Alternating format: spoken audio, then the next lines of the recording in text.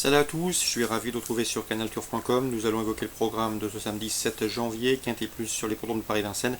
Une épreuve qui s'adresse à des trotteurs d'âge, bien connus en pareille société, exercice de vitesse 2100 mètres, départ lancé, départ autostart.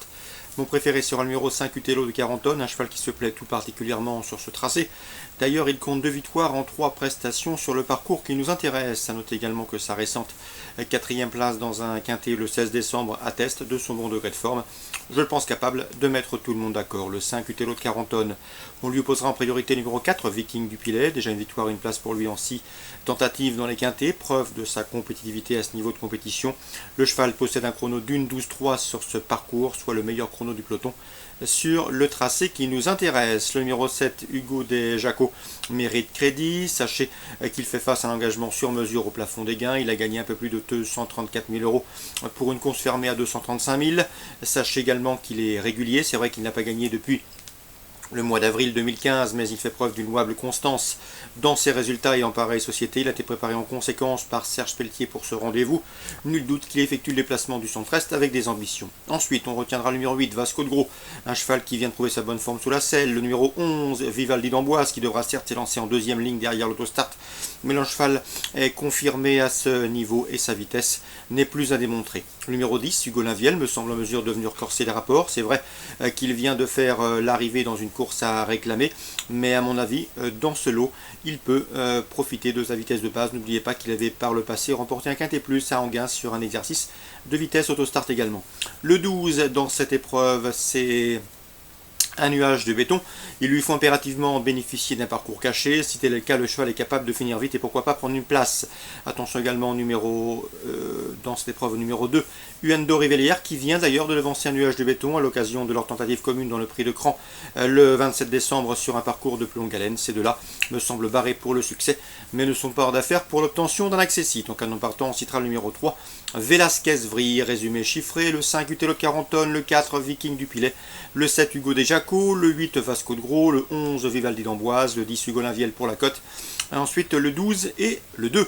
Suite du programme Vincennes, dans la première nous avons au départ le 106 Alto d'Ulysse, je vous l'avais indiqué lors de son succès à Chartres, le 9 décembre, le cheval a répété depuis en s'imposant à Bellecote, dernièrement le 20 décembre à Vincennes. Mehdi Chevalier ne a été clair, le cheval est en retard de gain, il a été préservé pour le meeting. Le seul problème avec lui, c'est qu'il faut qu'il s'élance correctement, le départ reste en effet son point faible sur ce parcours de vitesse. Cela peut constituer un handicap, mais sachez qu'il possède un chrono d'une 12-4 sur ce tracé, ce qui l'autorise amplement à jouer les premiers rôles. Donc confirmation attendue pour ce 106 Alto d'Ulysse, déféré des 4. Le 116, c'est Aquitaine Daron, me semble être sa principale opposante à la lecture des forces en présence. Sachez qu'elle fait face à un engagement sur mesure au plafond des gains, qu'elle sera pieds nus pour l'occasion. Elle aussi doit jouer les premiers rôles, elle a déjà marché une 12 fractions sur ce tracé. Donc le 116 et le 106, mes deux préférés. Dans l'épreuve d'ouverture, dans le prix Léon Taquet, groupe 2, pour de ces trains, samedi 7 janvier. J'aime beaucoup le 310 Canadian Dame, favori du prix Émile Ruot. Il s'est montré fautif alors qu'il venait de rejoindre les premiers. Il faut également reprendre le 305 Candela, qui avait toujours le meilleur dans ce même prix Émile Ruot. Sont très fautifs, sans même du tenter de résister aux attaques, donc on prend les mêmes.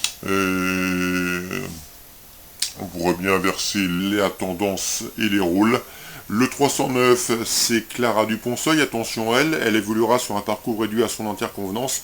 D'ailleurs, elle a fait sien le prix Philippe Durosier début décembre sur ce tracé de vitesse.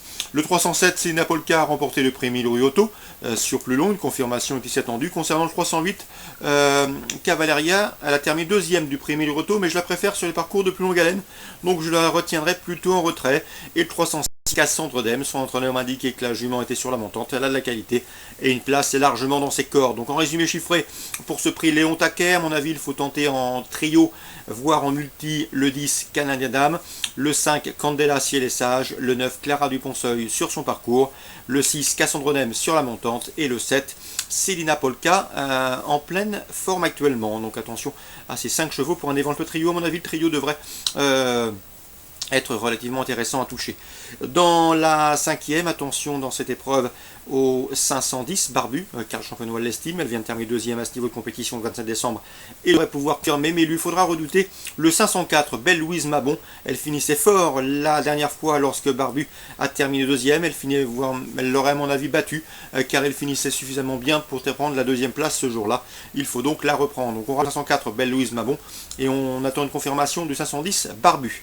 Dans cette épreuve, bien sûr, le 514 Blue Story, qui brigue ici une troisième victoire consécutive, mérite également que l'on s'attarde sur sa candidature. Donc pourquoi pas jouer ces trois juments en couplet gagnant placé. Dans la sixième, belle épreuve, le 615 Cash and Go partira grandissime favori, c'est logique.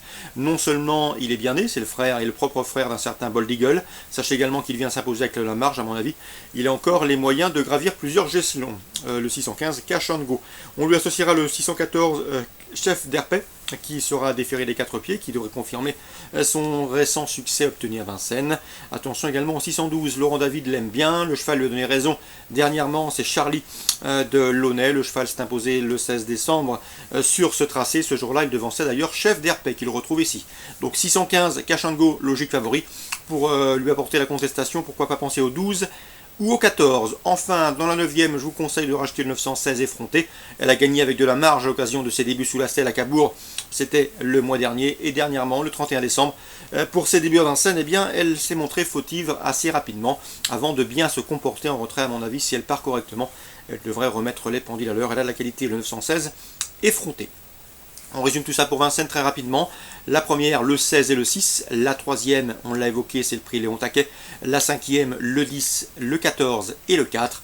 Et la sixième, le 15, le 14 et le 12, sans oublier la 9e avec le 916. Concernant Deauville en Réunion 3, deux coups de cœur. Dans la deuxième, le 201 Millfield, qui retrouve le tracé sur lequel il s'est imposé le 8 décembre. À mon avis, sur ces 1500 mètres PSF de Deauville, il devrait pouvoir confirmer l'opposition. Et pour les couplets, on lui associera le 203 Just Win et le 204 Starilita, qui dispose elle aussi d'une première chance théorique dans ce lot. 201 et 203. 204 concernant la 9e. J'aime beaucoup le 902 Diamant de Vati, il est à 2000, il joue à domicile. Sachez également qu'il se plaît sur cette PSF. Il vient de terminer deuxième d'un quintet sur ce tracé, 1300 mètres PSF à Deauville. C'était le 19 décembre, battu ce jour-là par Galantifres qui a depuis tenté l'aventure au niveau supérieur. À mon avis, avec son bon numéro dans les stalles, ce bon finisseur doit pouvoir jouer la victoire, le 902 Diamant de Vati. C'est à Deauville en Réunion 3. Donc pour Deauville, Réunion 3, la deuxième, le 1, le 3, le 4, la 9e, le 902 en jeu simple. Très bon jeu à tous. Bon samedi, rendez-vous demain pour une nouvelle émission.